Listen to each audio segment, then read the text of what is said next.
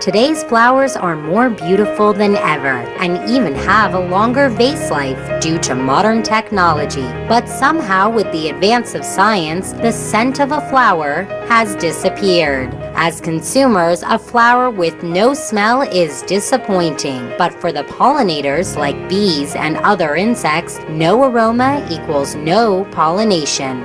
And without pollination, many flowers and fruits are not reproducing as they should be.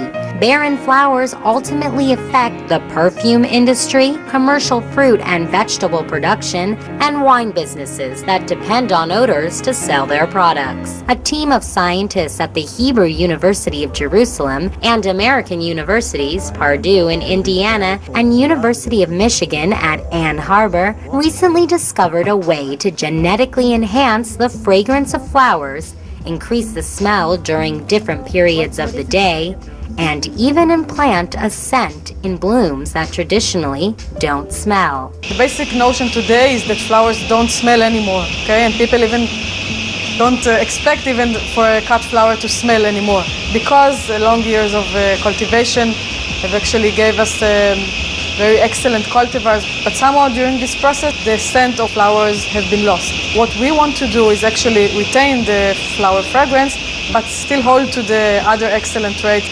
So this can be done by genetically engineering plants, by manipulating just one trait and one aspect of a flower without damaging and interfering with others.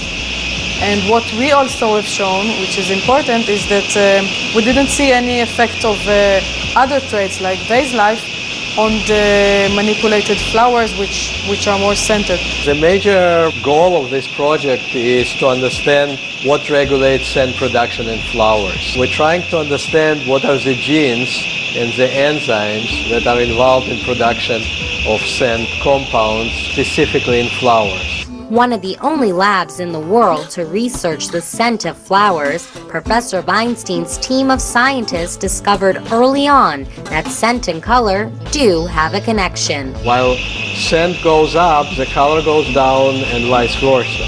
So by understanding the pathway and the genes that are involved in both of these pathways, we understood what actually regulates production of one versus the other one. In addition to economical impact of scent, it is very important for plants' evolutionary success, because based on scent, the pollinators visit certain flowers, and by increasing the scent production, we can think of enhancing pollinators' visitations. And if today you go to a store and you see a lot of flowers that don't have scent, hopefully in the future, by applying this particular knowledge, we'll be able to enhance scent production in flowers and develop flowers with nice scent. Some people say scent of the past. We believe it will be a scent of the future. The scent of the future will not only help keep bees in business, but also florists, who have noticed that a decrease in scent means a decrease in sales. אנשים אבל מאוד מאוד מאוד מחפשים פרחים שיש להם ריח.